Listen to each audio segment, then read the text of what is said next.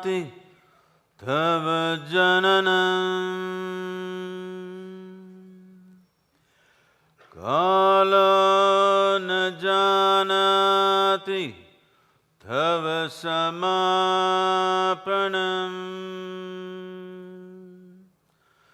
drushto maya tava mahakara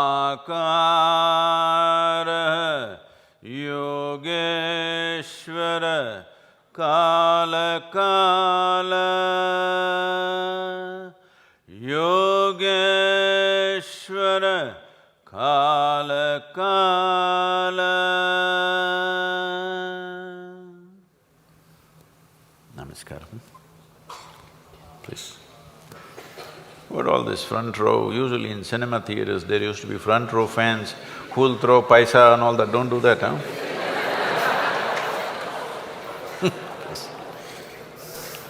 Namaskaram, Sadhguruji. Thank you so much for coming here today.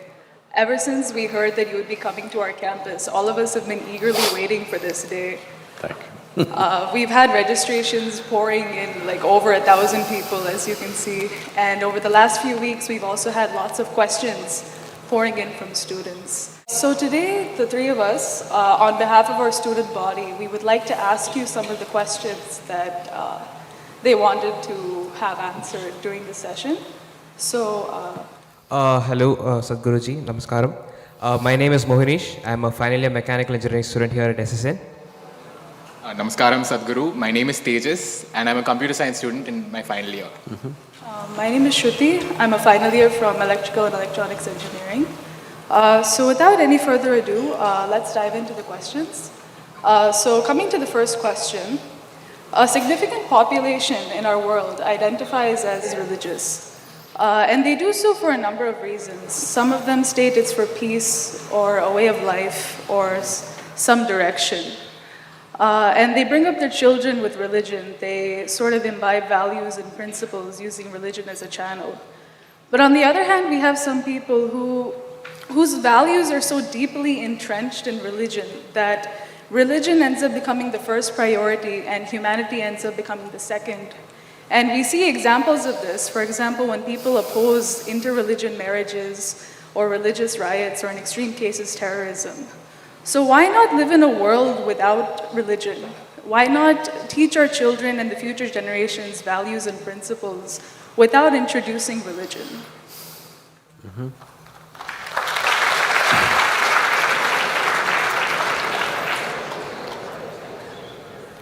I see the question is popular.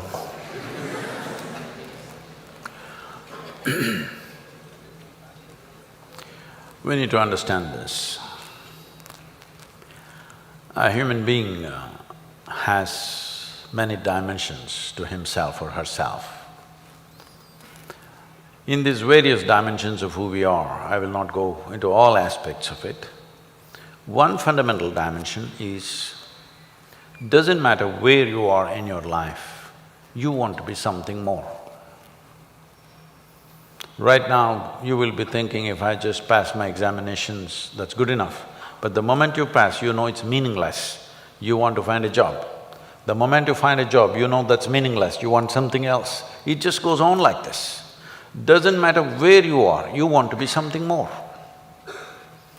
So to address this longing for a human being to continuously expand, people have found various kinds of solutions. These solutions over a period of time have gotten concocted into all kinds of philosophies, ideologies, belief systems and become variety of what you may say as religion. But essentially, it is this longing that people want to expand, they don't know how, and each one finds their own way. Now today's way is, your idea of expansion is how many followers you got on the Facebook or Instagram. You have 1,000, you want 10,000, you have 10,000, you want 1,000,000. Well, that's your way, that's your religion right now. You need to understand this. Well, maybe in another 50, 100 years, there may be a FB religion. I'm saying if it gathers enough following, it becomes that. It is for this reason, in this culture, we created a mechanism, which unfortunately, today there are some issues, but I want you to look back and see.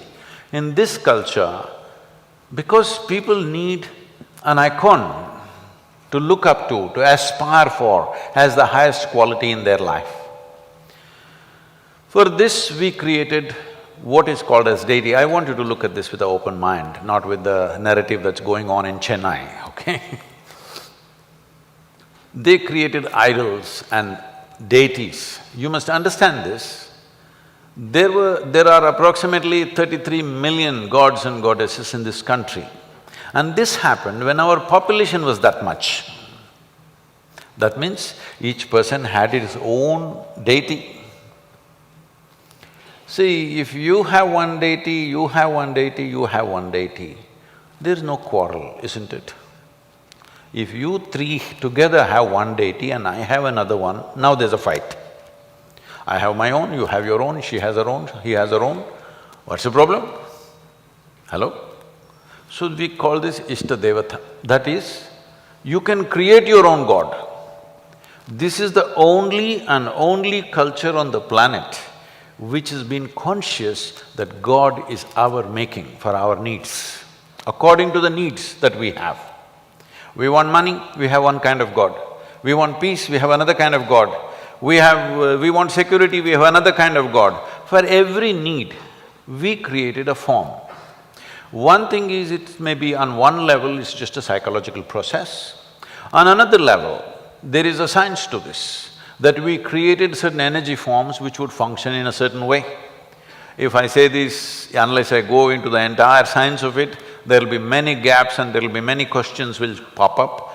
But the moment this gets endorsed by the Western world, questions disappear in most educated people's minds, unfortunately. Hello? It must get endorsed by the Western society, then suddenly it's perfect. Nobody asks any question, so let me endorse it. Man from Tamil Nadu, name Ramanujam, you heard of him? Ramanujam? Yeah. Did not get any PhD in mathematics, did not go to any big college, just simply started pouring mathematics. If he was here, by now he would have vanished. You would not have heard of him, please know this. He went to England, That's the thing He went to England and there they were flabbergasted. How does this mathematics come? From where? Well, a whole lot of things he himself could not explain, but the mathematics that he wrote down in his notebooks in 1908 got endorsed somewhere in 1994 or 96, saying that this math that he's talking about is the backbone for proving that there are black holes. I want you to understand, in 1908, there was no concept of black hole in the scientific community. Normally, the way science proceeds is a concept, then a theory, then the math. But this man just poured out math for which there is no concept, there is no theory, there is no idea of that in anybody's mind, but he writes the mathematics for that. Sitting on his deathbed, he poured mathematics. People asked, where is this coming from? In his words, he said, my Devi bleeds mathematics. This is what he said, because he is a worshipper of a certain deity. She's his window to the existence. So this is what deities are if they're properly created. People keep asking me, Sadhguru, where is all this knowledge coming from? You just have to open a window.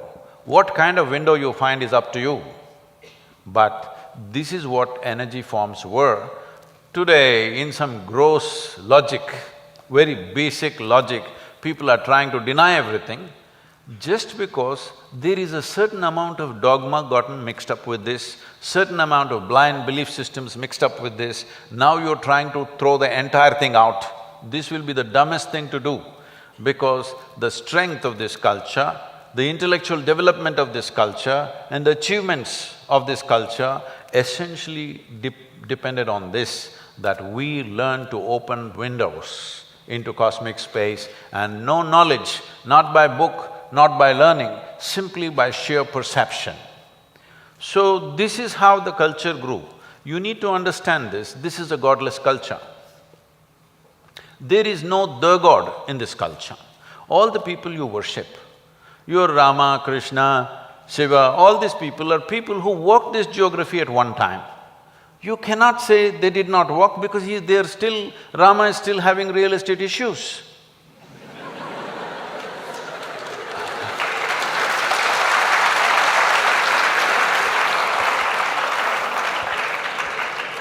And all of them, they did not fall from the sky, they did not appear somewhere. No, they were normal birth for their mothers, they grew up, they went through the trials and tribulations of life, more drama than what happens in your lives, all kinds of struggles.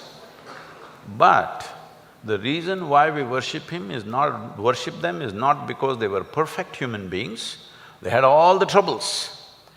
But whatever the trouble, doesn't matter what life threw at them, their way of being was not disturbed, they were above it. And this is all you can do in your life. What life throws at you is not your choice, it'll throw all kinds of things at you. What you make out of it is 100% your choice. If you choose this, we will worship you in this country because you're free. Because the only value we have in this culture, which this generation is forgetting, if you just talk to your mother, grandmother, for sitting down, standing up, they'll say mukti, moksha. Because the highest value is liberation, highest value is not God, highest value is not heaven, highest value is liberation, to become free from the process of life, to live here in such a way that life can do what it wants, but I will do what I wish consciously. It doesn't matter what life does, I will do only what I want. This is freedom. This is the only thing we value, this is the only thing we bow down to. This is not a religion, this is an empowerment of life. But various other places they invented and they said there's one God up there and he will manage everything for you. Well, do one thing, you leave your examination, engineering examination, to your God, let me see how he handles it. So am I talking about atheism? No. I want you to understand, what is considered theism and what is considered as atheism are not two different things. Both of them believe something that they do not know. One believes there is God, another believes there is no God. Why are you so stupid and arrogant? Why can't you say you don't know? The fact is you do not know, isn't it? Hello?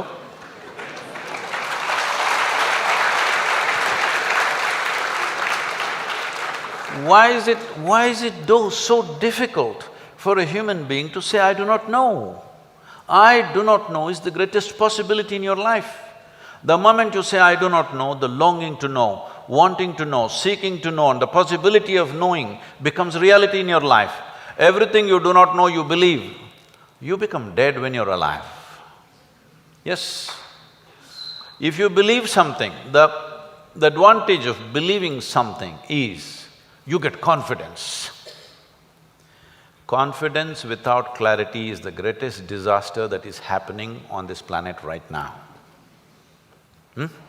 When there is no clarity, there must be hesitation. Hello? Yes or no? Confidence is not a substitute for clarity. Unfortunately, religions in the world, even all the other kinds of philosophies, I believe in myself, not God anymore, I believe in myself. You trying to build confidence instead of sharpening your clarity. Confidence is not a substitute for clarity. Confidence without clarity is the greatest disaster that human beings are unfolding on this planet. See, suppose I want to walk through you, but my vision is not clear. I must at least be hesitant and seek help, please, can you help me? No, I'm confident. What'll happen? I'll step on everybody's face. But that's what they're doing. Those who are confident without clarity are stepping on everybody's faces and they're super confident because they're going to heaven. Hello? See, those who believe that there is a heaven, in their mind, if there is a heaven, they must proceed today, isn't it?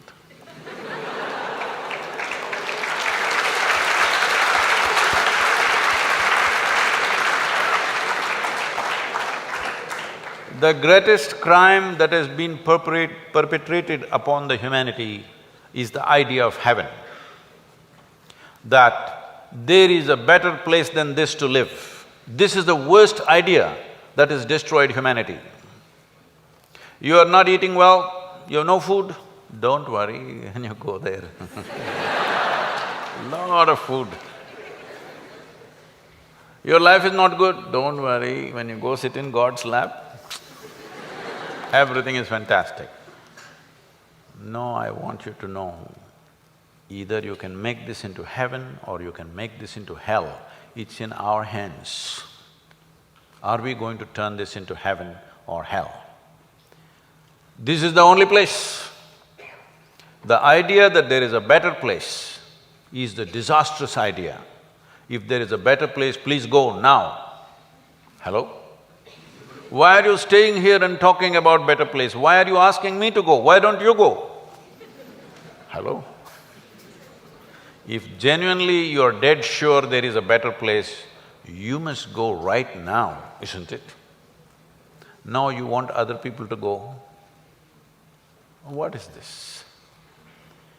So these kind of nonsensical ideas have been flown for too long.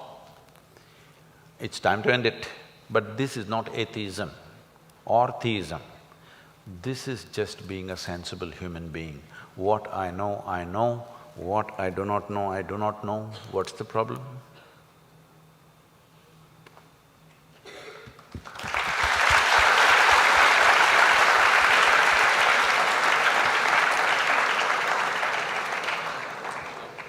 Sadhguru, my question to you is, it feels like at every point of human history, for society, there's always been this one challenge or one reckoning. For instance, for most of human history, a society's main issue would have been to protect itself from outsiders. In my opinion, right now, humanity's or society's issue is climate change or nuclear war. So, it feels like solving this has been society's or the general consciousness's main purpose. My question is, suppose humanity makes it past this very tumultuous phase we're in right now, what would we do if we reach an ideal society where everyone is peaceful and together? What would our end game be? What would we strive towards? No. Is it a deal between you and these guys?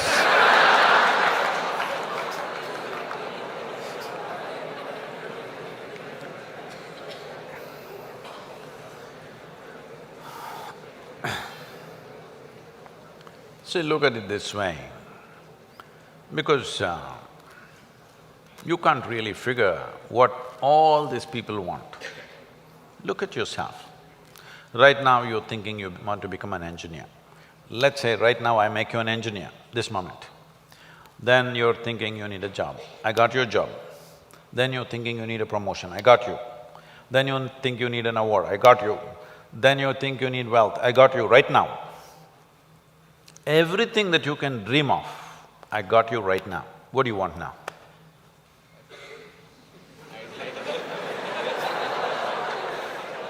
Yeah, I can do that for you.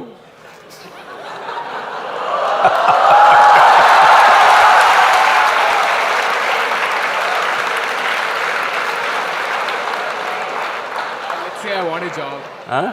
I'm striving for a job right now. Yes. Now, we are looking at the end game, right? You got everything you wanted right now. Things that you can imagine, things that you cannot imagine right now, everything you got right now. What do you want right now? I wouldn't know what to do. Just look at it, huh?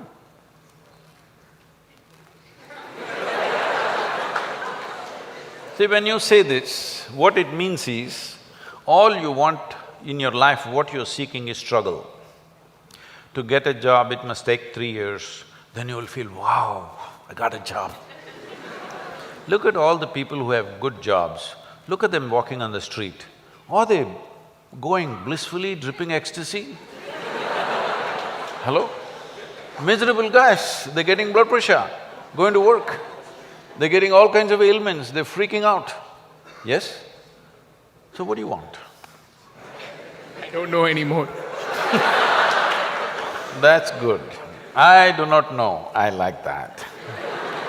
Because actually you do not know. Everybody keeps fooling themselves at every step in their life, thinking, what I want is, I want to become an engineer, I want to become an engineer. It'll keep you busy for 5-7 years. Then I want job, it keeps you busy for another 1 or 2 years. Then I want this kind of job, that keeps you busy for another 8-10 years. I want that much money, that much wealth, that keeps you busy for another 25 years. I want this kind of girl, that kind of boy, that keeps you busy for a few years. Then children will come, I want my child to become this. Well, we are preparing for your funeral.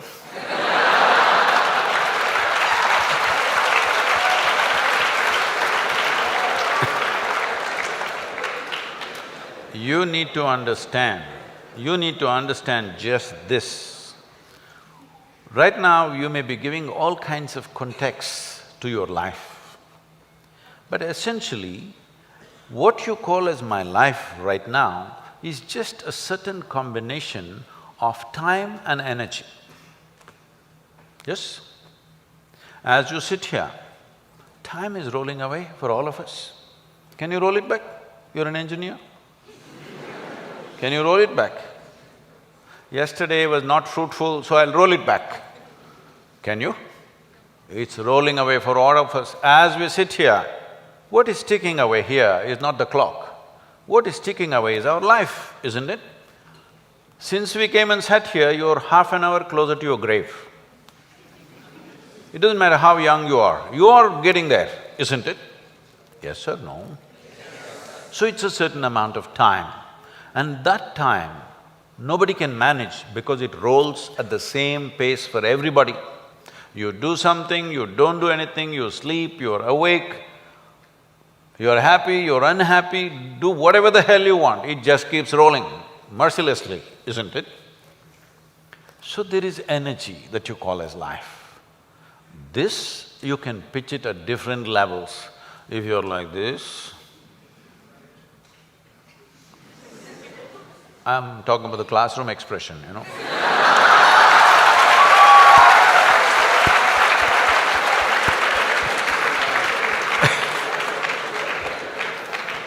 If you're like this, 24 hours feel like 1,000 years.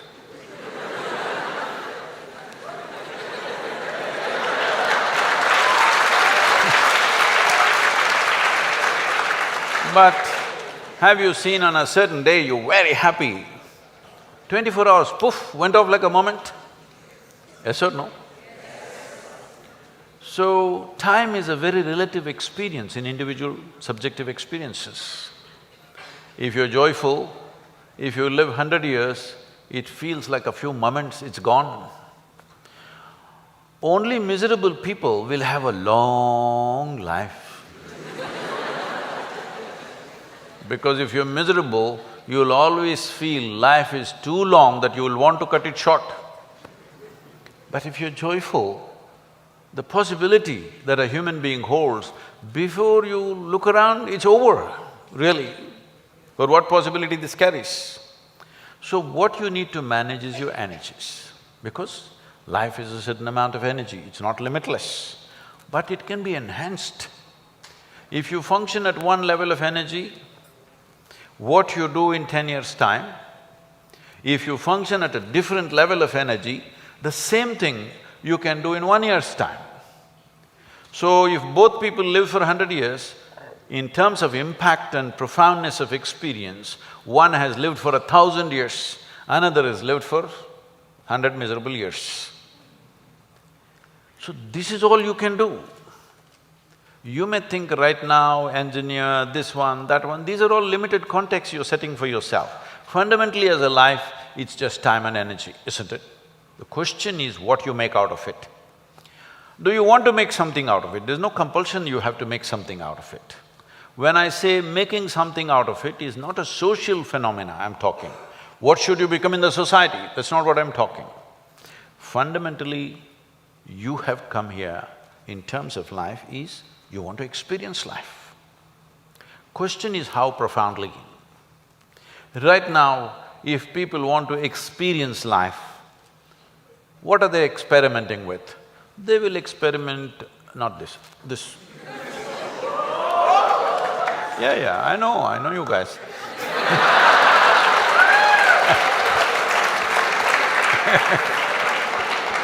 Or they'll experiment this, or they'll experiment something else. What they will experiment is how to down your faculties. You know, United States has made marijuana legal in a few states. So when I went to a few colleges or universities, they're asking me, Sadhguru, why don't you pitch? Someone like you must legalize marijuana for us. I said, no problem, we'll make marijuana legal, cocaine legal, meth legal. What's the problem? No problem. Only thing is, why is it that you want it to be legal? So that you can smoke up and come to the college, right? It's fine. But let's say you want to fly a small airplane, the pilot comes smoked up. You want to fly with him?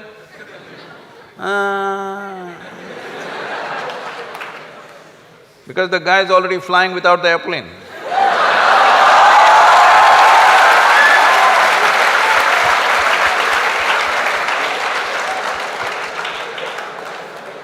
Okay, you're not getting the point. You need a major surgery and the surgeon comes smoked up.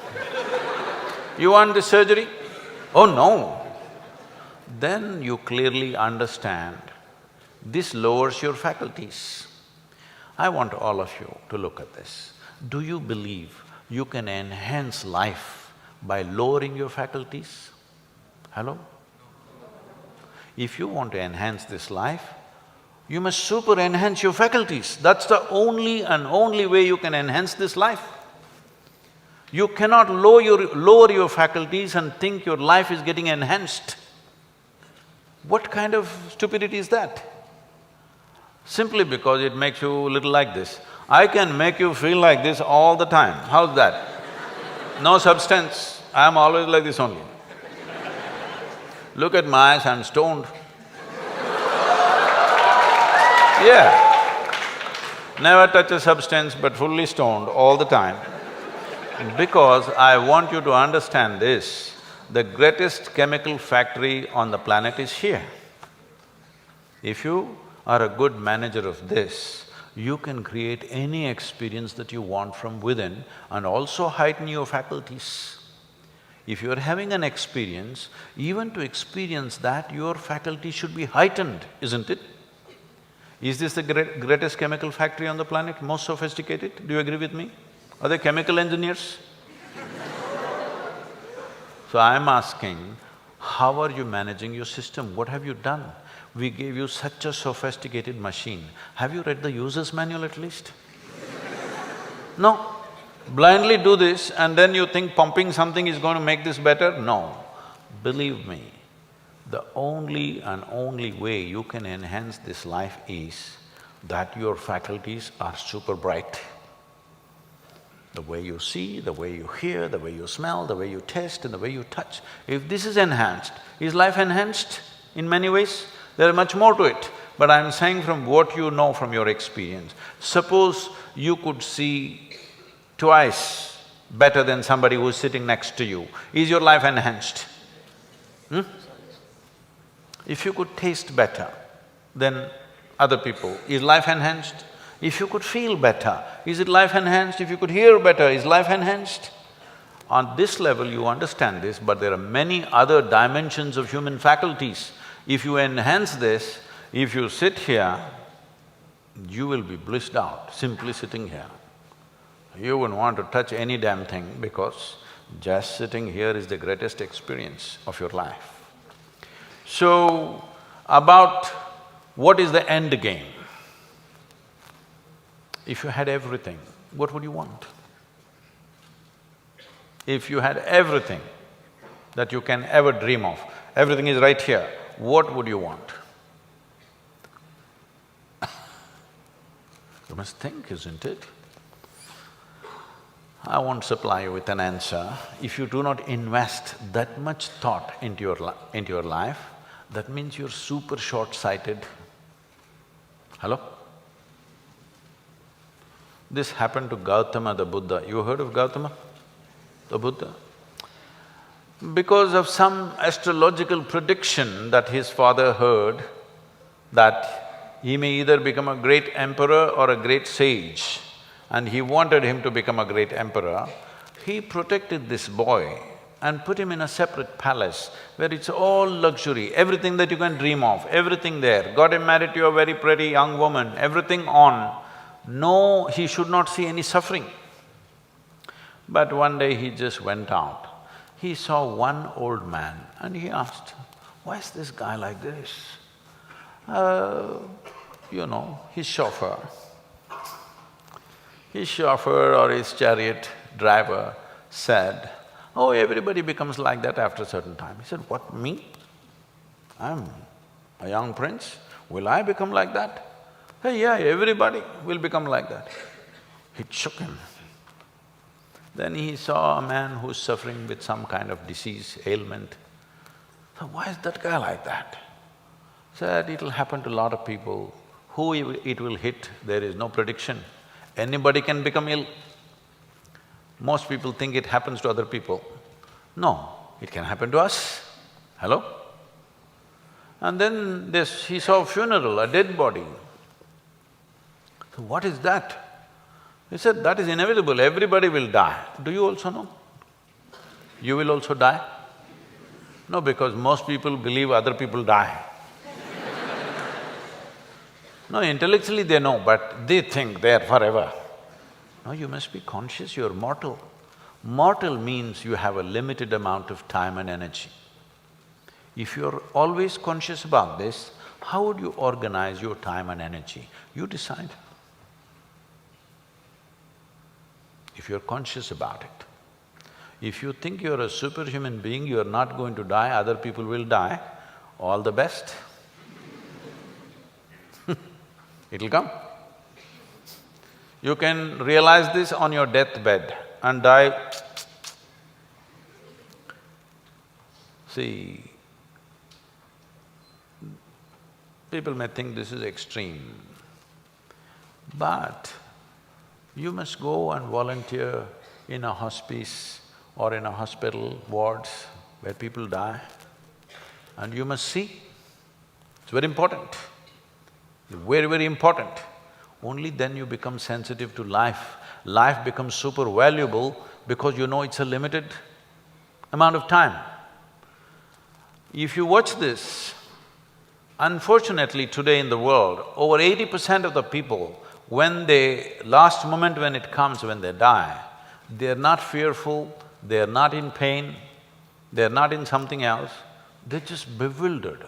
A look of bewilderment comes. Because all their life, they just lived their thought and emotion, they never lived a life. This is important, you must understand, there is a psychological reality in your head and there is an existential reality which is life. Most people are mistaking their psychological reality to be existential. Your thought and emotion has become more significant in the cosmos, isn't it? Hello? Huh? What you think, what nonsense you think and feel, has it become more important than the universe or no? This means you are making your creation more significant than the larger creation. This means you must suffer. If you don't suffer, I'll be disappointed. Yes, I will be. Because if ignorance doesn't make you suffer, then what? then what's the use of me? Because it takes a lot to come out of the trap. What is the use of somebody striving to come out of the trap of ignorance when people can live wonderfully in their ignorance? What is the point? What is the use of knowledge? What is the use of knowing? What is the use of enlightenment? What is the use of realization if people can live absolutely blissfully in their ignorance? What is the point? When you're ignorant, you must suffer. And I want you to know, the greatest evil right now on the planet is not evil, it's ignorance.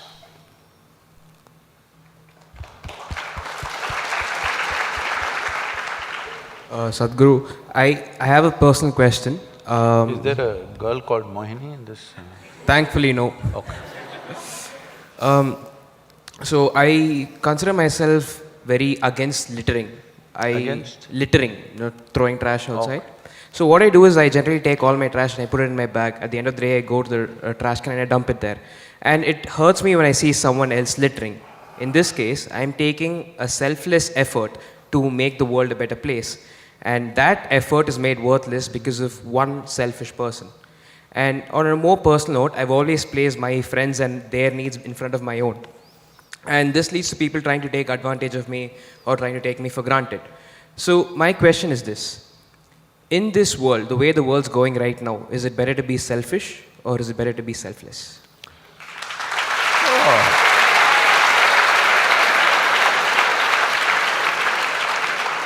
I think these three people have made a deal. Every question we ask, please applaud. Huh? Okay. See, do you want your atmosphere, surroundings around you clean? Yes. Then you're selfish. Where did selflessness come from? You're selfish. I want you selfish. I want you more selfish. And more selfish, limitlessly selfish. Right now the problem is your selfishness is constipated. Your selfishness should become like this, not just my surroundings, I want the whole damn planet clean and wonderful. That's really selfish, I'm like that, I'm fully selfish. You're little selfish. Why are you conjuice? Why are you conjuice on your selfishness, huh? It doesn't cost anything, hello? Don't bring all this big thing about selfless and all this. Where is such a thing? You're doing something that matters to you, hello? Do it. And your friends are littering. If they didn't litter, what would you pick up in your bag?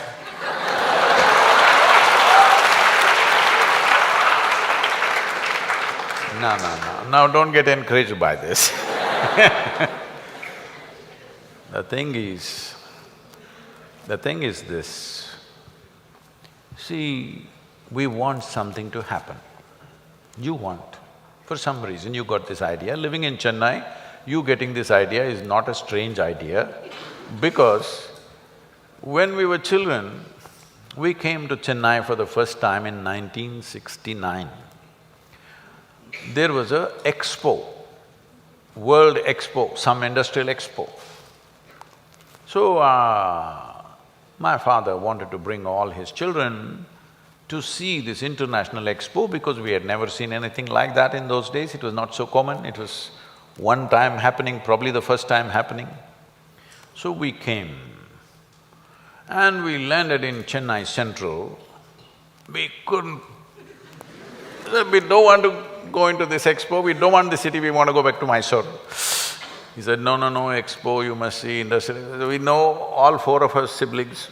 We said, we don't want this city, we want to go back. I still wonder how you guys live. Here you're outside, it's okay. Otherwise that what is that, Buckingham Palace, huh? Buckingham I'm sorry. Whoever, what kind of man wants to put his name on that canal? What a stinker he must have been, I don't know. How can a city live like this? I don't know, if you're living there all the time, you may not feel it. All of you have smelt it or no? Then how come nobody does anything?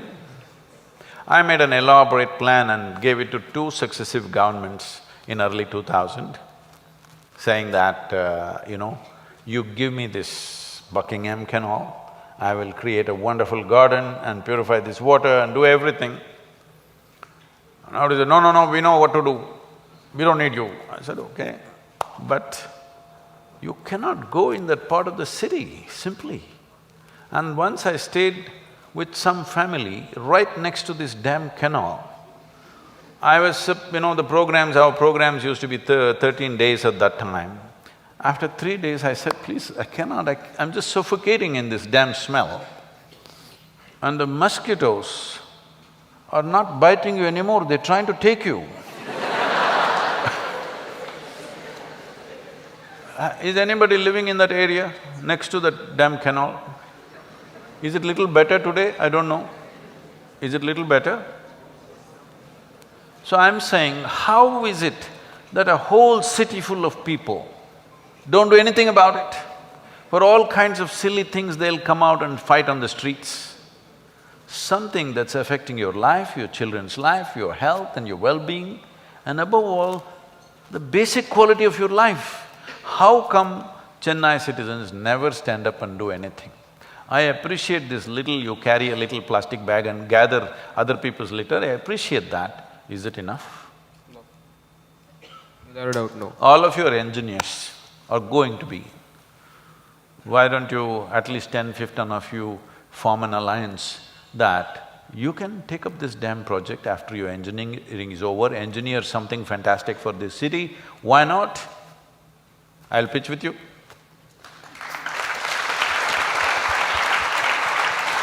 Well, is it going to happen day after tomorrow? Immediately are they going to welcome you with red carpets and say, do it? No, that's not how life works. That's not how life works. You must understand this. In terms of my ability to do things, I've been the same for last 38 years, all right? But every door in the world was closed because I made it very important for myself that I will not go with a qualification anywhere. If you see the quality, you open the door, otherwise we will see how to knock it down sometime later. Every door was closed in the world, every door. Nowhere they want you simply because of the way I look and the color of my skin is not right. Yes, this is a serious problem, don't think it's a small problem. When you travel internationally, the color of your skin is such a huge problem, especially when you want to do some work. If you just want to find employment and serve them, they're okay. When you want to do something which is transformative, the color of your skin is such a huge barrier. And above all, I look like this. I'm as Indian as it can be, okay? Which is insulting for lots of people, including a whole lot of Indians, unfortunately. But today, you won't believe, there is no place on the planet which is just waiting, they're willing to change. I'm talking about major international events, they're willing to change their annual events to my schedule. I'm not even able to take 2% of the invites that come to me. I'm not saying this to boast, but I'm saying it takes relentless work. You understand?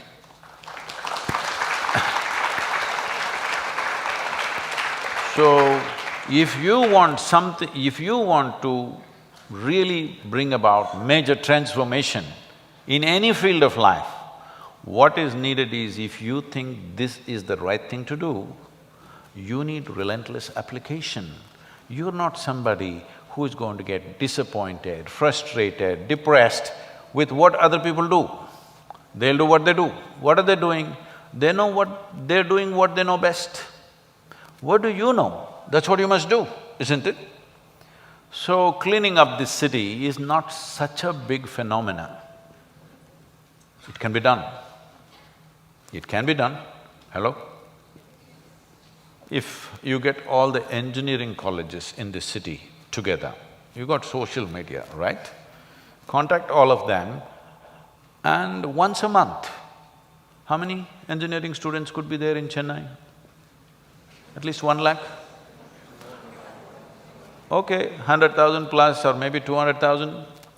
200,000 young people, once a month, if you walk the streets of Chennai, in 1 year's time, Chennai will be clean. Do it.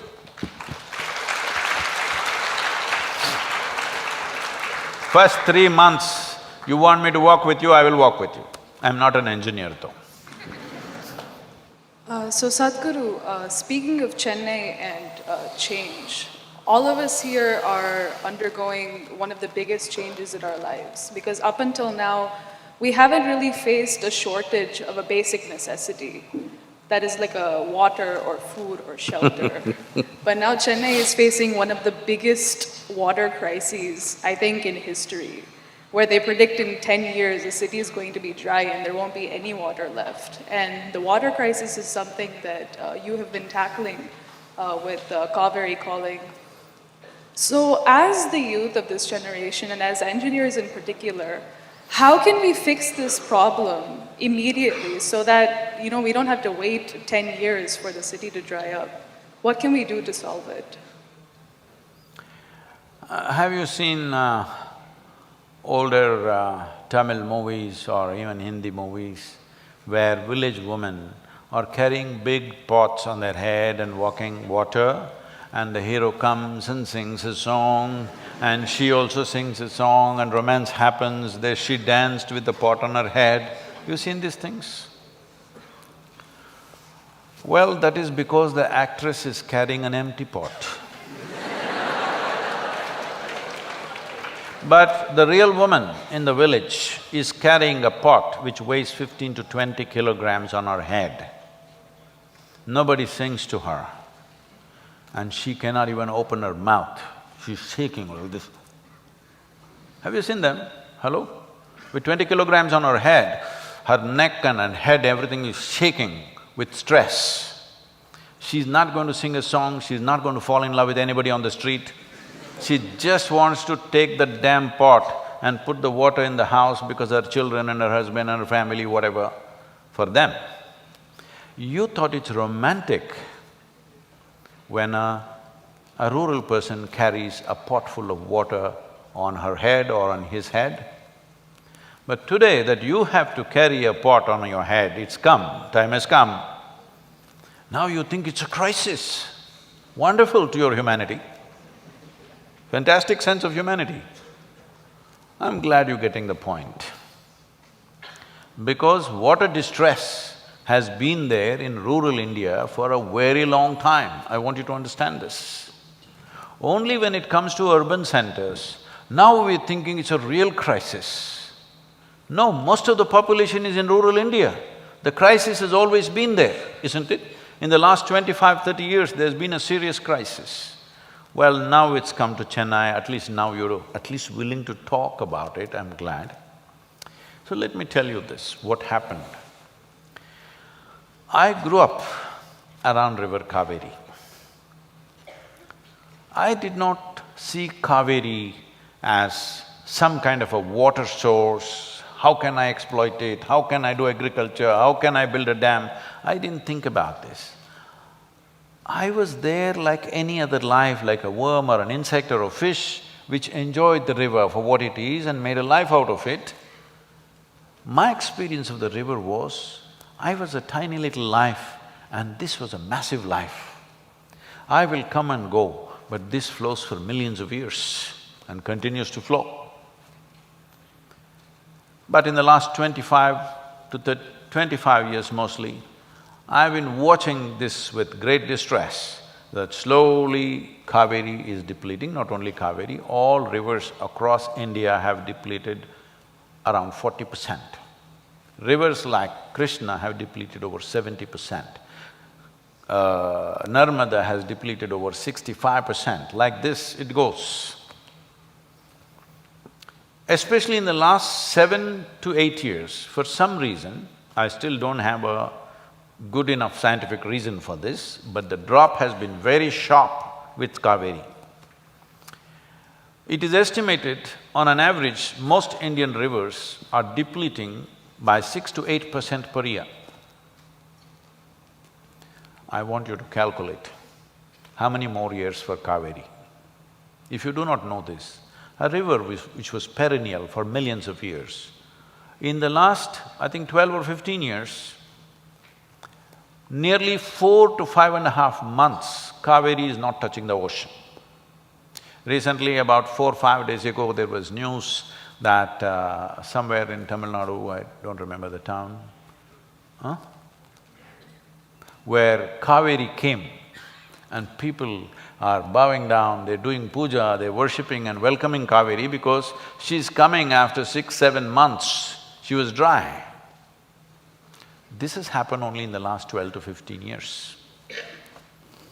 Now, is it my emotion towards Kaveri? That's not the point, it's your bloody survival. People are this irresponsible, I'm talking about this. Some so-called very responsible persons, they say, no, I'm not using Kaveri water. What are you made of? In Kaveri basin, in the last 10 years, 47,192 farmers have committed suicide in this Kaveri basin, Karnataka and Tamil Nadu. What more do you want, I'm asking? What does it take to wake you up? Where is the humanity, I'm asking? In this country, in the last 15 years, over 300,000, 3 lakh farmers have committed suicide. We've had 4 wars, 3 with Pakistan, 1 with China. In all these 4 wars, on both sides, 300,000 people did not die. They did not. That many numbers did not die. Though we think a war is a great disaster, what is it that you need? You want people to hang in front of your home or in your bedroom? Only then you will respond? What is it? So rivers are drying up. For example, I'm telling you, in Bangalore city, when I was into construction industry at that time, I got a contract in the Majestic area. We just went to put some footing, foundation for some building. We had contract only for the footing. Rest of the building was being built by somebody else. We went to put footing, concrete footings. We could not dig beyond 5 feet because water was like full on. We put in each pit, I'm talking about just 5 by 5 pits, in each pit we put those days diesel engines, 10 HP diesel engines. One pit, 2 engines, we could not empty the water. We gave up because we did not know how to put concrete in totally wet conditions like that because it's full of water. Today in Bangalore city, without 1,200 feet, there is not a drop of water in the bore wells. There were over 1,000 lakes in Bangalore, 3 perennial rivers. Nobody knows where the rivers are anymore, it's all built up. Only 83 lakes are left, out of which only 17 lakes have fresh water, rest is just sewage. What's our plan for the future generations? Well, I got a few years, I'm okay. Where are you guys going to live, I'm asking? You planning, I'm sure planning to go to some other country and ruin that one. This guy will come with a bag behind. I'm saying, is this the way to conduct our lives? Is this the way to conduct our lives, I'm asking? This is not about ecological nonsense. This is about our life, isn't it? The way we are conducting our life. So Kaveri, or Kaveri calling as it's called right now, is an effort to revive Kaveri and also relieve farm distress. According to the studies, they are saying 44% depletion in Kaveri. But in my experience of the river, see, they are counting the entire flow of water in 12 months and they're saying it's 44% less.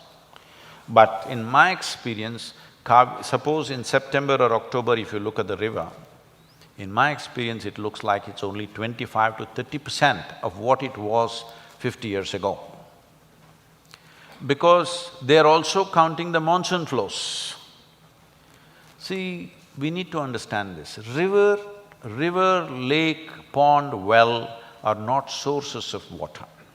They are only destinations for water. The only source of water in this country is monsoon.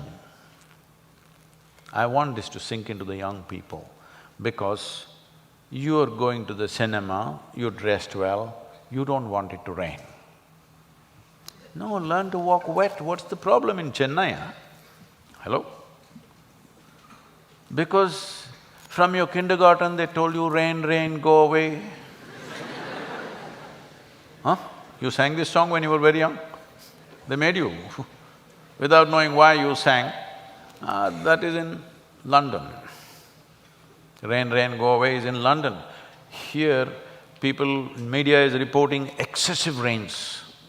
I want all of you to take off this kind of stupid language. There is no excessive rain ever. Whatever rain comes, we were always able to hold it in this land because we had substantial vegetation. Now, it feels like excess because we need to understand that the nature of how this happens, the cycle, I'm trying to make it very brief, so I may miss a few points. If you have questions, you can ask me. See, there is something called as transpiration.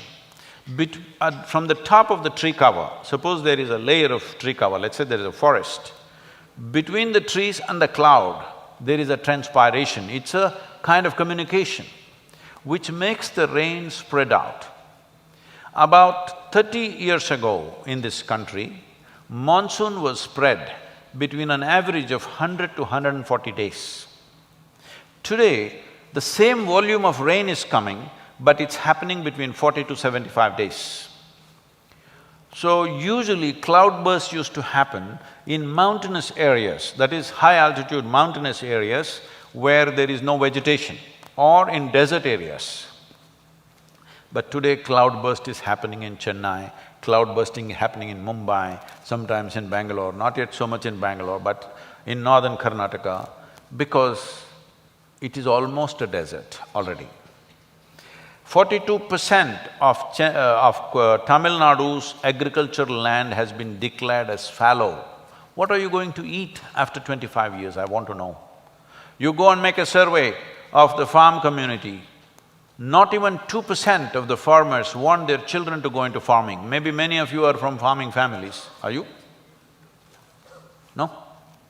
Not even 2% of them want their children to go into farming because it's slavery to go into farming. Why I'm saying it's slavery is, on an average, a Tamil Nadu farmer is earning 36,700 rupees per annum. A government employee at the lowest level is earning 1,08,000 when he starts. Within 5 years, it's 2,16,000 rupees is what he earns. In Puducherry prisons, a prisoner gets 180 rupees per day as wages for his work, a convict, all right? A semi-skilled one gets 160, an unskilled one gets 150 rupees. But farmer is getting 100 rupees, having his own land, growing his food, feeding all of us, he gets 100 rupees per day. That also is dicey. 1 year it comes, 1 year it doesn't come. People think he's hanging himself because of loans and this and that. Yes, that is the immediate reason. But the real reason is, there is no fertile soil and there's not enough water. If there was a fertile soil and enough water, you think he doesn't know how to make something out of it?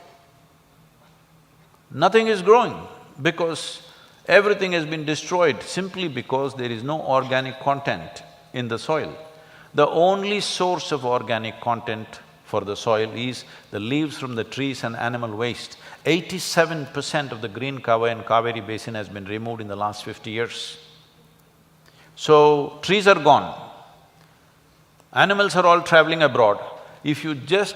I'm trying to push for a law, if you own 1 hectare of land, agricultural land, you must have minimum 4–5 bovine animals. A whole lot of activists in Chennai, please you guys handle them, They're saying, oh, he's religious, he's trying to save cows. You idiots, how do you fertilize the soil? How are you going to put organic content into the soil? Are you going to bring it from moon? Such people should be sent to Mars.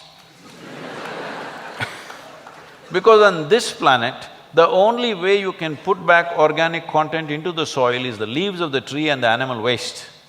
Animals are not on the farm, trees are not on the farm, how will you put it back? Soil is going fallow, 42% of Tamil Nadu soil. I want you to understand this. This is a land where for 12,000 years there's a history. We formed the same land and we maintained the fertility of this soil for 12,000 years. And it supported us all these years. Our entire civilization is because of this. Tamil civilization is essentially because of the fertile soil upon which we lived. In 2 generations, we made 42% of the land fallow, unsuitable for agriculture. And no farmer wants to send his child into farming. In another 25 years, when this generation passes, what are we going to eat? What are we going to eat, I'm saying, if nobody grows food? So, right now Kaveri calling is a plan to both relieve farm distress, enhance the soil quality and ensure water flows in Kaveri and the wells and everything. What is the plan? See, the only way is to put back green cover. Is it possible to grow forests? No, because the population pressure is such, you cannot bring back forests into farmland, it's not going to work. Only 20% of the land of 85,000 square kilometers of Kaveri basin is considered forest land.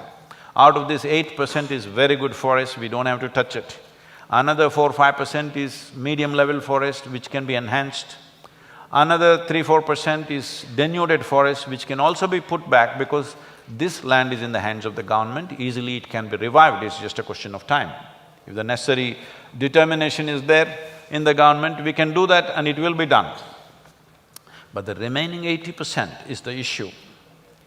The problem is just this, very poor agricultural practices, and farmer is not substantially educated about this use of fertilizer and this and that, so completely switched without knowing what he's doing. And now the land doesn't grow anything. See, in 10 years, in just Tamil Nadu and Karnataka, 47,600 farmers committing suicide.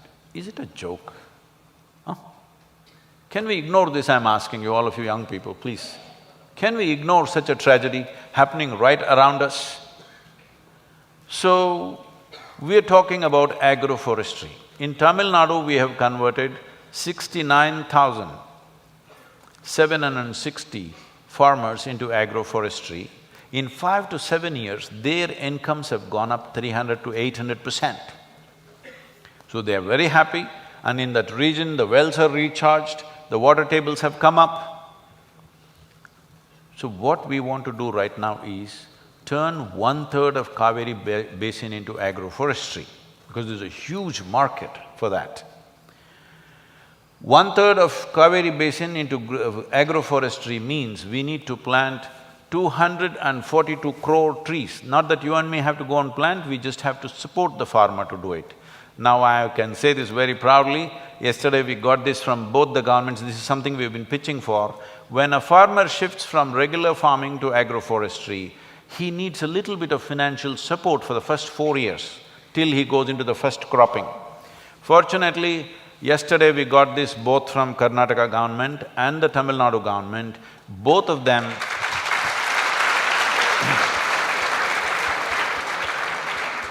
both the chief ministers have decided, and they're going this way, that the necessary support for the first 4 years in the form of subsidies and also the freedom to grow and cut whatever they grow.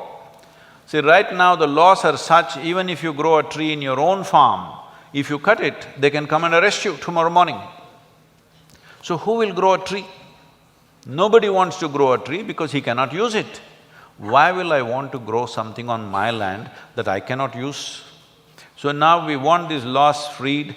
In the last term of the central government, we got 18 species released nationally.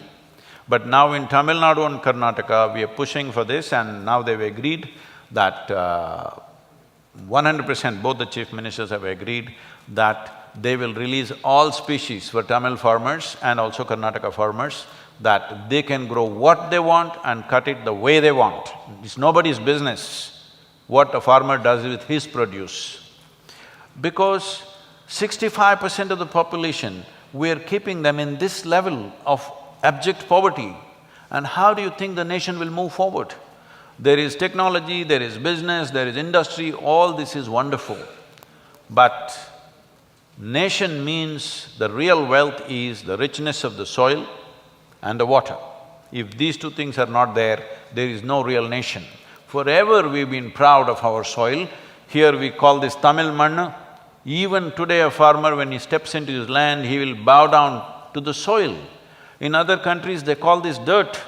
Here we call this our mother, because we know this very body is this soil. How healthy this soil is determines how healthy and strong we are and how well we are. I want you to understand the soil dynamics, what it is, the Indian soil especially. There is no scientific explanation for this, but there is scientific data to say this. The number of species present in the Indian soil is the highest in the world for some reason. Nobody knows why, but that's how it is. What scientists are saying now is, if you take a spoonful of soil, a teaspoonful of soil, in this soil, there could be anywhere between 10 to 50,000 species of microbes. In 1 teaspoon of soil, there are more microbes than the number of human beings on this planet. That's how rich it is, that's how alive it is. But now we're killing it with just chemicals without necessary organic content. This is not my work, this is not the work of a single organization, this is a generational work. I want you to be part of this because this needs to happen. As a generation, if we don't do this, we have failed as a generation, because this is far more serious than most people understand. If we don't fix this now, we're destroying the future of this nation. So, what can Chennai people do for Kaveri calling? See, farmers are on the… they're willing. Right now, in the last 40 days, our 45 vehicles have covered over 6,000 villages, enrolling 2.7 lakh farmers to agroforestry. Just educating them how to do it, what to do it, about 2.7 lakh farmers have enrolled. Now, with sustained work for last few years, we've got both the governments to give subsidy and to clear the tree cutting laws for the farmers. So the farmers are on, the government is on. Now the challenge is to raise the saplings. 242 crore saplings. No government department is geared to raise this kind of volume. They will have to create a whole new department to do this. All that will take too much time, it's not worth going that way. I'm asking the citizens of this country, because one sapling raising, because there are many species, some cost less, some cost more, on an average, it costs 42 rupees per sapling. I'm asking, can't the citizens of this nation stand up and raise the saplings? That you don't have to do it, we are training farmers to use this as a business, that they can raise the saplings and sell it back to us. We are training thousands of farmers to make this a business in the next 2-3 years' time, that they can raise the saplings and give it to us. We have started about 33 nurseries. We want to start somewhere around 300 to 350 nurseries along the Kaveri basin to service all the farmers in the area. There are 5 million farmers in this region. All we are asking for the citizens is, make this 42 rupees.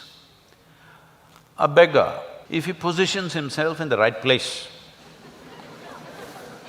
many beggars are earning over 3.5 lakhs per year. So a beggar in Chennai can easily plant or contribute 1 tree a week. Yes or no? If a beggar in Chennai can contribute 1 tree a week, what should rest of the citizens do? It's for you to decide. It's not for me to tell you, plant this many, plant that many, it's for you to decide. I'm telling you, this is far more serious than anybody understands, far more serious. If we don't act now, it'll not happen. I'm asking all of you, you said there are 2 lakh engineering students. If you take all the students in Tamil Nadu, there are I think about 25 lakh students. You all have your phones, smartphones, let me see how smart you are. Please use this damn thing and let me see, you make the students in Tamil Nadu, 25 lakh students, at least one sapling a month, 42 rupees, can't you do? All you have to do is miss one coffee. Anyway, let me tell you, 70% of the coffee beans come from Coorg in this country. That's where Kaveri starts. From 3rd of September, I'm riding personally with a group of people from Talakaveri to Tiruvarur on a motorcycle at this age, huh? Okay? With 865 events on the way.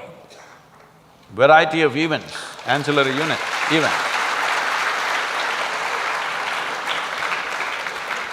See, if youth of this nation don't stand up for their own future, I don't think you can call them youth. They've become old when they're young.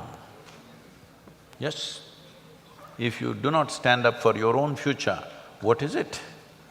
Don't think just an engineering degree is going to make your life. It doesn't matter what qualification you have, what wealth you have, unless you run away from the country. In this country, if we do not revive the soil and water sources in this country, you will not live well. You may have qualifications, you may have money, you may have wealth, you cannot live well because you will have to carry a pot in Chennai. Please, let's make this happen, huh? Will you?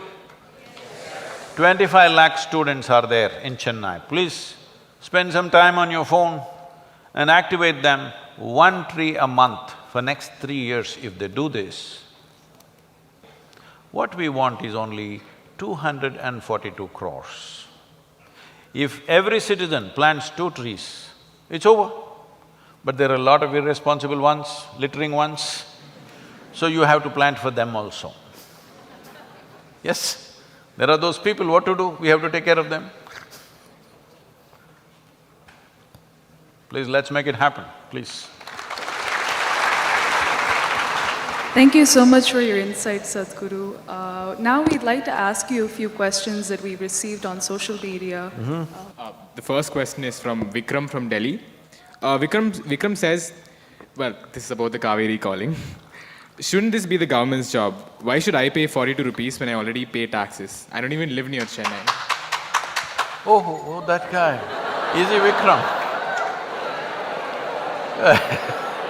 Now you know who is Vikram. See, let me tell you. The young man has big hands, I want him to use them. So, this happened. Shankaran Pillai checked into a Chennai hotel. At 11:30 in the night, he called the reception and screamed, "I'm trapped in this room. Somebody help me, what is this?" The receptionist asked, "What do you mean trapped? It's your room, right?" He said, "Yeah." "What do you mean trapped?" "Well, I see 3 doors. If I open one, it's a bathroom. If I open the other, it's a closet. And the third one says, 'Do not disturb.' I'm trapped." That is the clap I heard just now. That's a trap. This is a democratic nation. This means this is our country. I put my vote, I don't know if Vikram put his vote or not. Probably on that day he was on a picnic. Or maybe he put. I put my vote, you do it. I'm sure if he's an engineering student, he's not paid any taxes yet. But he's claiming he's paying taxes. I want you to understand this. In this country,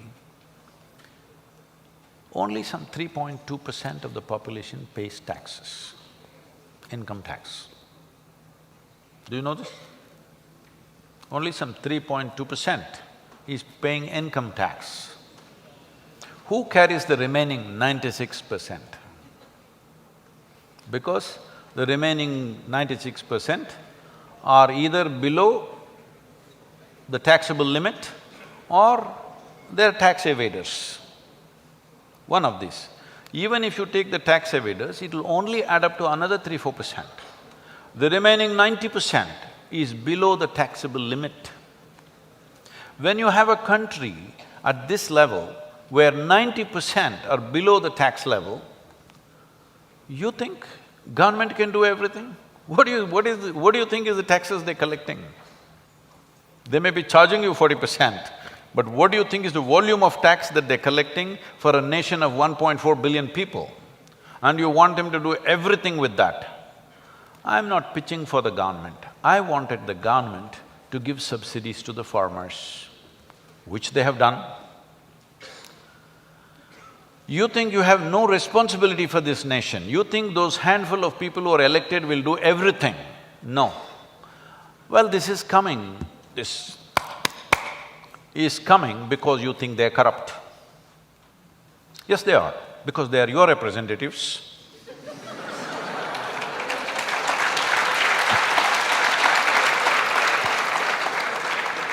When I'm telling you over 300,000 farmers have committed suicide, when you say, let somebody else do it, I think you're corrupt. Hello? When you have forsaken your humanity, I think you're corrupt.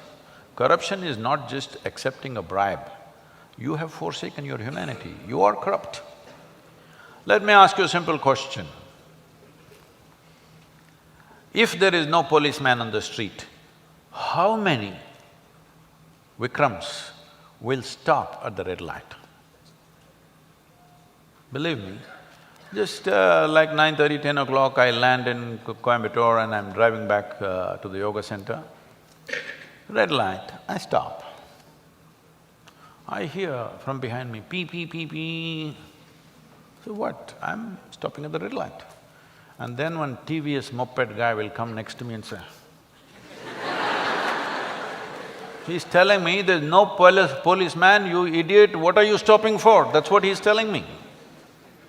So if you make this guy the chief minister, the prime minister, whatever, what is he going to do? Hello? This is what he's going to do, isn't it? So don't think politicians are corrupt. Yes, they may be, and they are probably, but the citizenry is super corrupt. If the greatest problem right now in the country is lack of integrity, not just among politicians, not just among people who hold office, general citizenry is corrupt. If citizenry was not corrupt, it would be very difficult for the politician to be corrupt because he was just one of you day before yesterday, only now he got elected. The moment he gets elected, his whole clan goes, Mama, you became minister, what are you giving me? Are they going and asking or not? Hello? If he doesn't give, Mama, we supported you. Why are you not supporting our family? Are they asking or no? So corruption is not in one place, it is across the nation. Let me tell you this, a few years ago, almost 25 years ago, I was in Trichy talking in a high school to 14-year-old boys. I was just asking them, okay, what would you like to do after this education? One guy said, I want to be RTO. 14-year-old boy. Then I say, why? Are you interested in the road traffic systems? You want to do something? What's your interest? He says, I'll get a lot of bribe. I thought this is the tragedy of the nation. A 14-year-old boy, still a child in some ways, only thing he's thinking of is, he's thinking how he can get maximum bribe. 14 years of age. So, don't think just one point is corruption. Corruption is all across. We have made this our culture. Young people must change this. It is very important you make this nation a law-abiding nation more than anything else, that you follow the law. Convenient or inconvenient, you follow the law. This is important. You must set this culture. About why should I do it? Well, if you are human, you should do it. If you're something else, I'll leave it to you. Because the distress is not something that the governments can handle. It's way beyond that. It's way beyond that. But the governments, you must understand this is not easy to do. We've been on sustained pressure on both these governments. And fortunately, yesterday was a fantastic day for Kaveri calling because both the governments agreed that they will give the necessary subsidy. This is going to cost them a few hundred crores a year, but they're willing to do it. You thinking, why should I give 40 rupees or 42 rupees? Don't give. If you have that kind of a stone for a heart, don't do it. It's not necessary. We will do it. We will do it. So many other human beings still alive in this country and in the world. Right now I want to tell you, yesterday's count is 87,000 trees are being contributed per day right now. That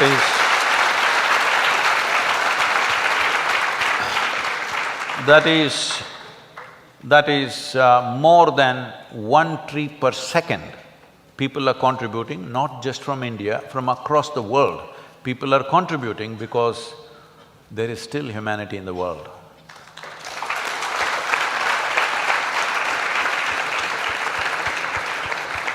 Thank you, Sadhguru. We would like to open the floor and receive questions from the audience. So if anyone from the audience has any questions, please raise your hands.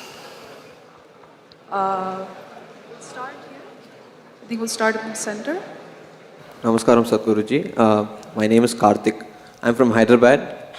So I had finished my inner engineering program 3 years back through Isha. So I felt really blissful, I'll be very honest.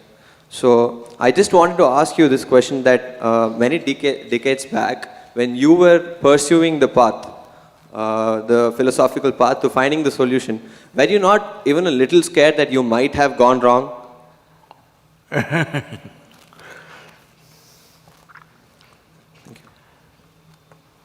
I was always wrong, but I was not scared.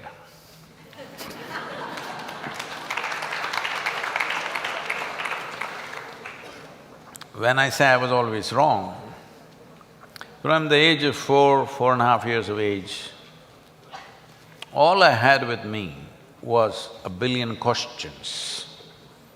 I didn't have a single answer. Nor did I find a single person who could answer one question to me.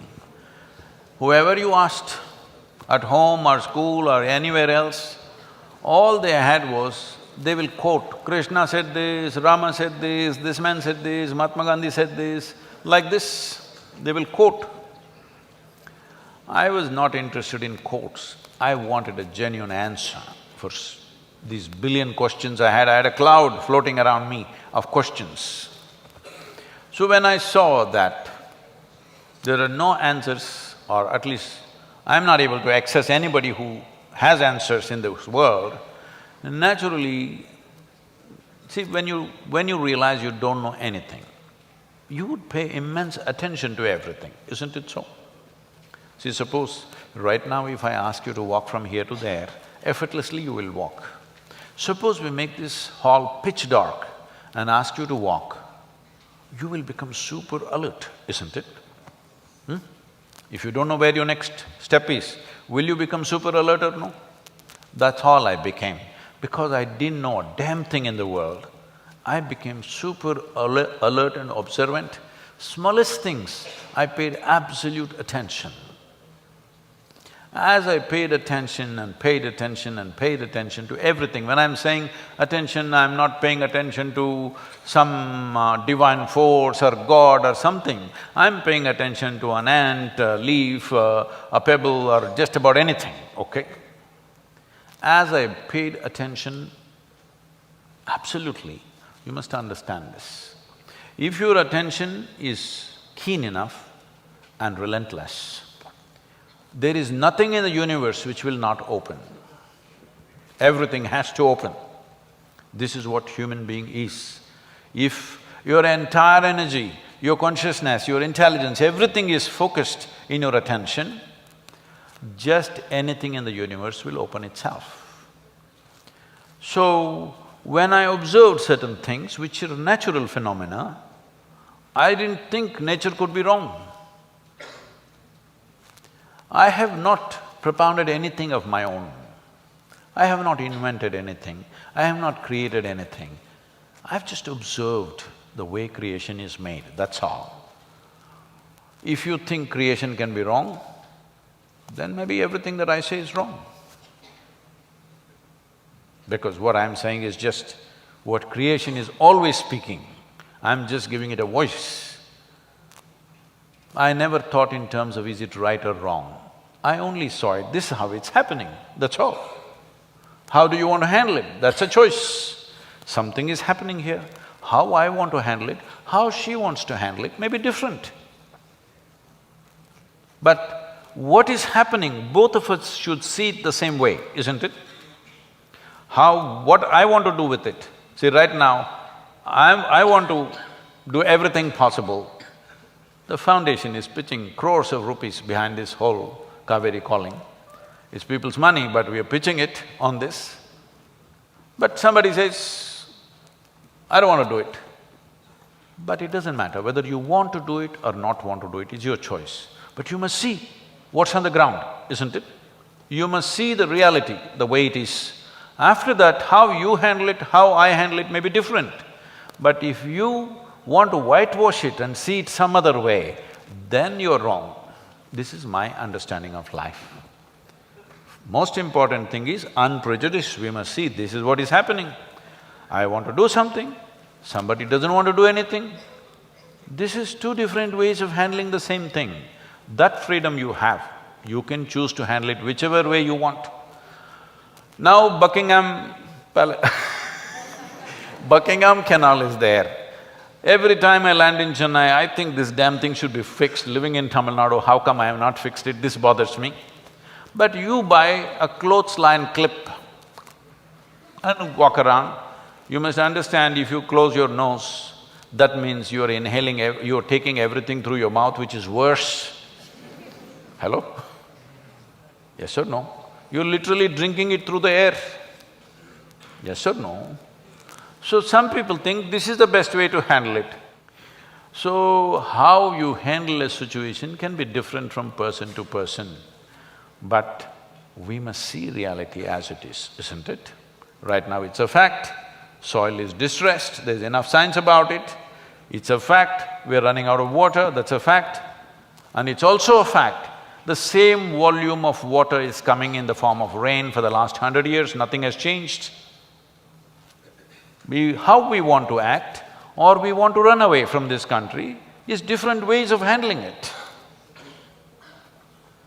So, am I all right? I don't know.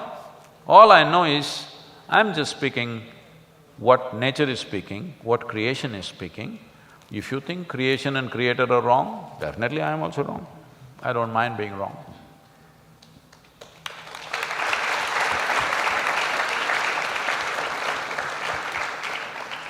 Vanakkam, Sadhguru. You said in one of your speeches that Shiva has entered your life and enslaved you. Why did it happen to you? Why not others? The consciousness of truth that you have, that is because of the seeking that you did. But this thing, why did it happen? I think in some way I already touched this. See, just now, for the previous question, what we spoke is relevant to this. The most important thing is to see what is true. Not socially what is true. Socially, different things are true for different people. Existentially, what is true. Psychologically, different things are true for different people. But existentially, what is true, we must see. In the sense, the fact of the matter is, do you know where you came from to this planet? Do you know? either through your religion or through your science or through some philosophy, do you know for sure from where you came? Hello? Hello? Do you know where you will go after you die? No. Do you know where you are right now in the cosmos? Do you have a GPS to tell you in this cosmos, this is where you are? Do you know? Sir? Do you really know? You don't even know where the cosmos begins, where it ends, so how do you know where you are? Sitting on this little mud ball called planet, you and me sitting here and talking all this, quite miraculous, isn't it? You don't know where you come from, you don't know where you will go, you did not exist probably 30 years ago, most of you. Today you're here, you will not exist after 100 years. Many people like you and me have sat here like this talking all kinds of rubbish and they are nowhere to be seen. You don't know a damn thing about life, yes or no? Hello? You may know life in Chennai, but you don't know a damn thing about this life. If you realize this and if you're conscious of this, what would you do? Any conclusion you make is just utterly stupid, isn't it? Hello? Whatever the conclusion, no, God made me and I've come and I'll go back to God. Oh, please go back, if you're so bloody sure. No, God is up there, but the planet is round and the damn thing is spinning, you're obviously looking up always in the wrong direction. You don't know a damn thing about anything, please know this. If you realize this, you will become super open to everything, alert and open. If you just become this, alert and patient, this will happen to you. This is why symbolically, now don't think I'm spreading a religion for you, because this is not a religious process. Symbolically, outside every Shiva temple, they put a Nandi. Nandi is a symbolism of eternal waiting, alert and waiting. He never said, where the hell are you, come? He simply waits. This is considered as the highest level of intelligence because you're alert and you're stable. Now things will happen to you, everything that's real will touch you. But otherwise you're busy with your own creation. What you think your thought, brilliant thought that some of you are having is just recycling of the limited data that you have gathered, yes or no? Hello, there are many computer engineers here. Whatever thought that you're having is just recycling a very limited data that you have gathered, yes or no? So the important thing in this is, the yogic culture always identified with ignorance, not with knowledge. Because whatever we may know, if we have read the libraries on the planet, if you have 100 PhDs, still what you know is a minuscule in this existence, isn't it? Hello? Hello? In this cosmos, it doesn't matter how much we know, if you are the most knowledgeable person on this planet, still what you know is just a tiny little minuscule. If you identify with this minuscule, you will become a minuscule, because what you identify with, you become, isn't it? You identify with India, you become an Indian. You identified with Hindu, you become Hindu. You identify with Islam, you become Muslim. Yes or no? What you identify with, you become that. If you identify with this little knowledge, you will become that. But our ignorance is boundless. Hello? So you identify with your ignorance, you identify with what you do not know. Now, you're all the time 100% open and alert to everything. If you just do that, everything will descend upon you.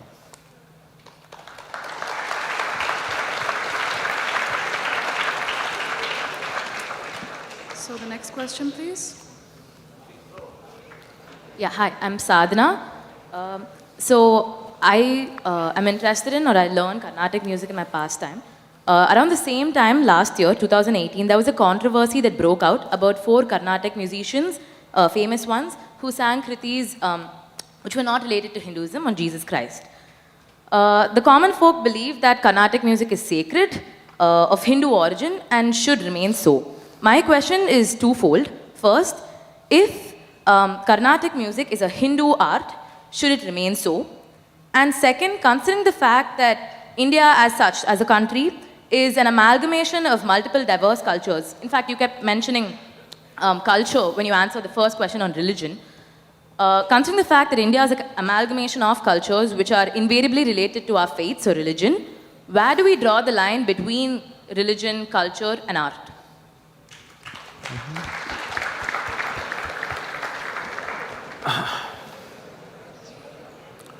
See,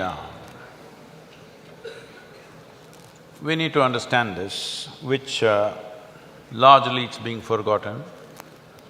What you know as Carnatic music and also what you know as Hindustani music, which are the basic classical forms of music in this country,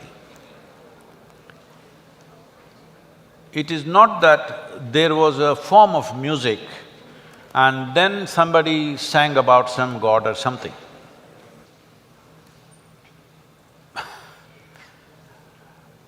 It is because of devotees, because of somebody's overflowing devotion that music happened. So what you see as Carnatic music or even Hindustani music is a consequence of devotees overflowing. It is not a mathematical rendition that people are trying to make it out as it is. Yes, there is mathematics to it, but all that flowed out of people because of overflowing devotion towards something. If you look back, many musicians of the past refused to sing in front of kings because they sang only in temples, only for their deity, because their entire compositions are made on the basis of this. Even today, though during the Mughal period, most musicians in the northern region, in the UP, Bihar, that Gharanas, all got converted to Islam.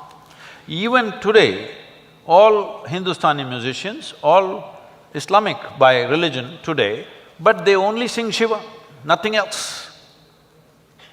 Because the compositions are made for that. It is an overflowing of devotion. This is not a question of your religion versus my religion. It is a certain form which has evolved in a certain way, so they want to keep it that way. If somebody wants to sing something else in their home, they can sing whatever they want.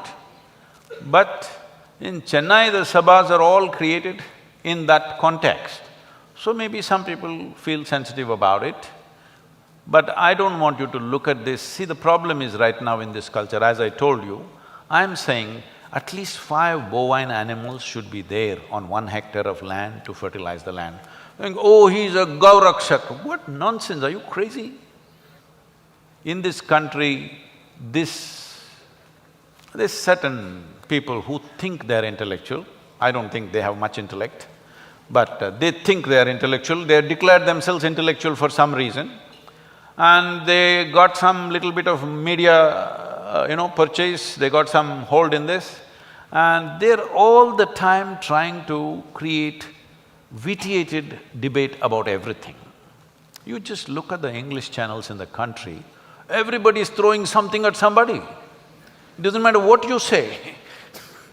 It doesn't matter what you say, everybody is throwing something at somebody. What has happened? This is not the way to have a decent debate about something. Well, if you want to debate about these issues, they can be debated instead of abusing each other. But we must understand, Carnatic music and Hindustani music is not singing devotion. It is because of the devotees, this music has come into existence. Having said that, rest of it can be looked at without imposing it on somebody.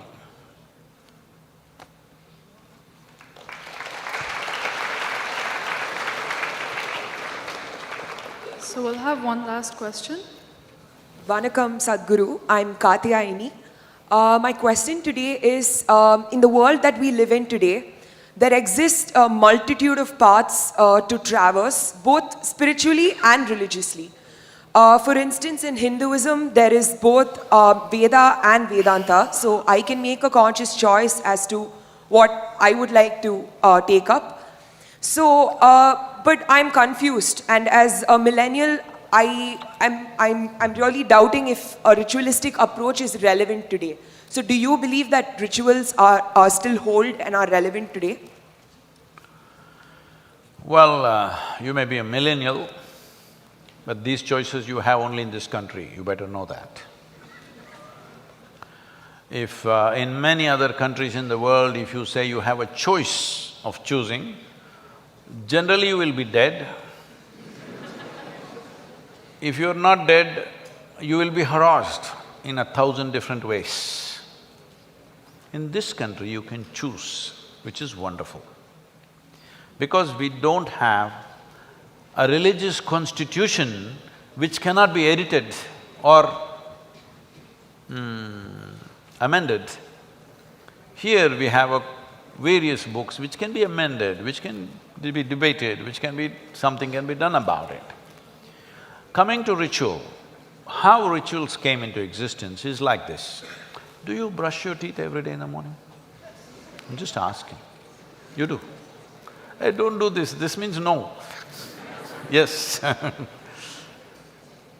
So, every day in the morning you brush your teeth. Some kind of a ritual, isn't it? In fact, people say morning rituals.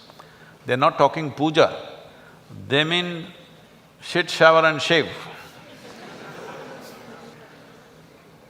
So, anything that you do regularly, not necessarily by choice, but you decide to do it because you've decided, it's good for me, becomes a ritual in your life. This ritual of brushing your teeth came to you because your parents, maybe your mother, insisted. When you were like this, she insisted, you must brush your teeth. You say, no, I want to eat. You say, no brushing, no breakfast. Are you thankful to your mother she insisted on your ritual? Yes or no? Are you? Not that time you were irritated, I want to eat, what's the problem, why should I brush every day? But now you're glad that she brought this ritual into your life. It works, isn't it? At least for everybody else around you it works.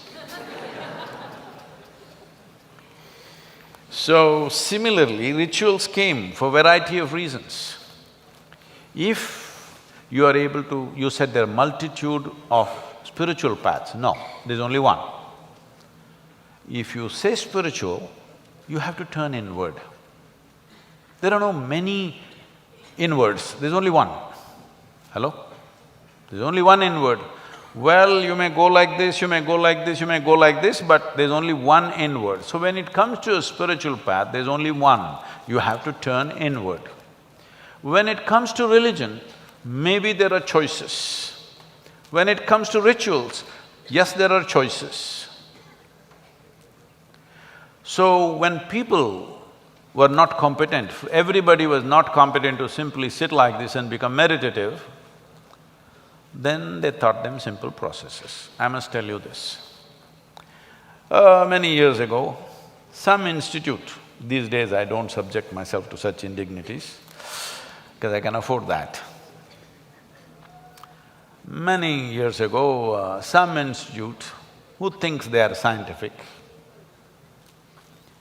they said, because I was obligated to them for something, and they said, we want to study the gamma waves in your brain. I didn't know I had gamma waves. I know I have a working brain, but I didn't know I have gamma waves in my brain. They said, no, they're gamma waves, we want to study that. I said, okay, what should I do? They said, you sit down here, and they put 14 electrodes into me, and they said, you meditate. I said, I don't know how to meditate. They said, well, you're teaching everybody meditation. I said, I teach people meditation because they cannot sit still. I have to teach them so many methods to make them still. If you want me to sit still, I will sit absolutely still, inside out. But you know, research is funded. Scientific research is always funded. They need a name, they need the category of meditation and gamma wave whatever nonsense. But I'm not going to give them such pleasure. I said, if you want me to sit and do nothing, I'll do nothing, but no meditation. Then after much discussion, probably they found a name for nothing. And I said, okay, you do nothing. I sat. After about 15–20 minutes, you know that funny place in your elbow where if you do the tongue, it'll go? They're taking a metal object and tok, tok, tok, they're hitting that place. It's just leaving my palm numb. I thought, okay, it's part of their experiment, and I simply sat there. Then they started doing my ankle, became very persistent and painful. Then I thought, why are they beating me up like this? What have I done wrong? When I opened my eyes, all of them are giving me a weird look. I said, why did I do something wrong? They said, according to our machines, you're dead. I said, this is a great diagnosis you're making.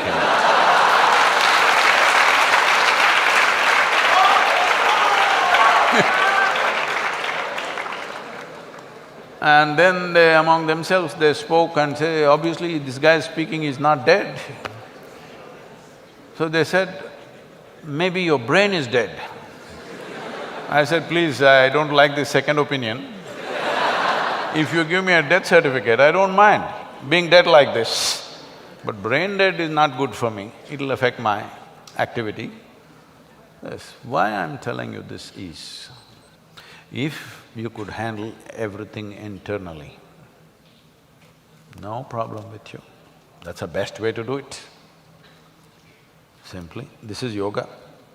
If you know how to handle this whole machine, all levels of this machine, your body, your thought, your emotion, your energy, your life energies, everything, you know how to handle from within, no ritual for you. Never in my whole life have I ever prayed, you know. But I'm prayerful to anything. If I see a mountain, if I see a rock, if I see a tree, if I see a cow, if I see a man, woman, child, I'm prayerful. But I'm not praying, I've never prayed to any god for anything, ever. So I'm not ritualistic in any sense, because if I close my eyes, I can deal with everything that I need to deal with my life, both internal and external. I want to fix this, I close my eyes. If I want to fix that, I close my eyes. If you do enough sadhana, you can become like this. It's not out of reach, it is available for every human being. They don't pay enough attention, that's all. But if you don't know this, you want to become peaceful, you don't know how to sit still, then what do? I'll teach you one mantra. Okay, say this every day in the morning, 20 minutes, you say this. Now you become peaceful. This is your ritual. If it's working for you, what is your problem? If it's not working, drop the damn thing, do something else. Every day in the morning you took a swim, that became your ritual, you felt wonderful, do the damn thing. Somebody is doing yoga as a ritual, somebody is doing puja, somebody is uttering a mantra, somebody is singing a song. If it is working for them, what the hell is anybody's problem?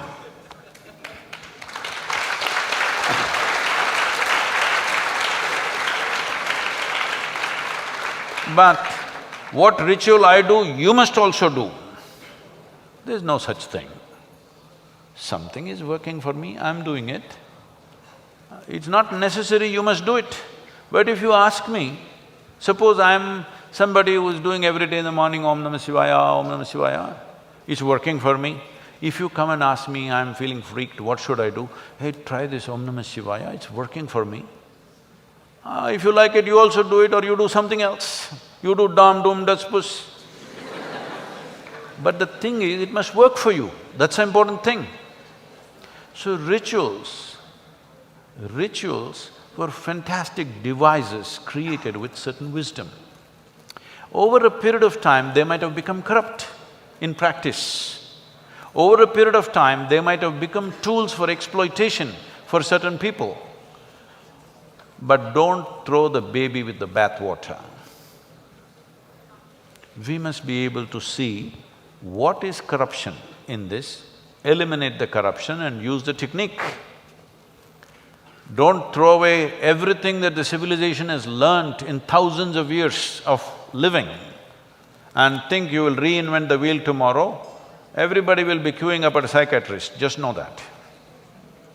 The number of people who are queuing up with mental illnesses today is simply because there is no what we used to call as achara vichara.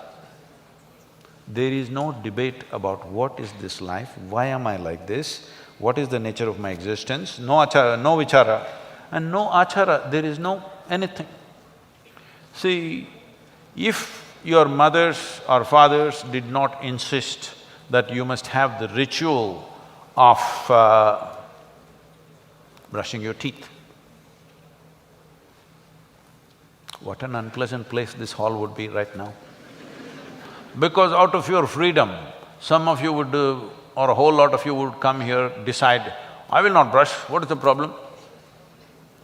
No, maybe no problem for you, everybody else suffers.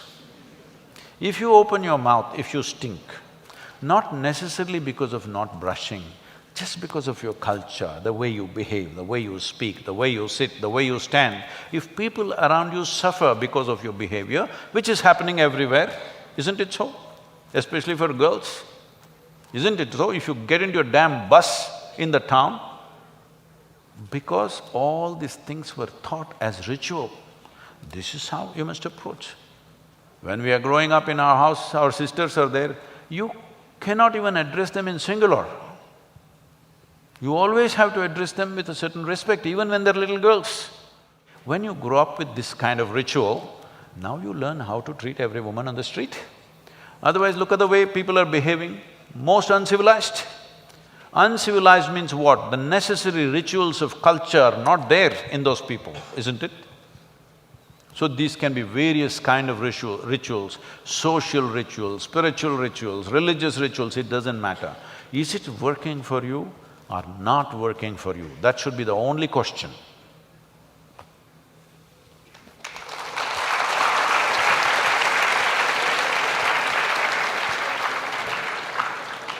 So that concludes the session for today. Once again, Sadhguru, on behalf of SSN, thank you so much for coming here today.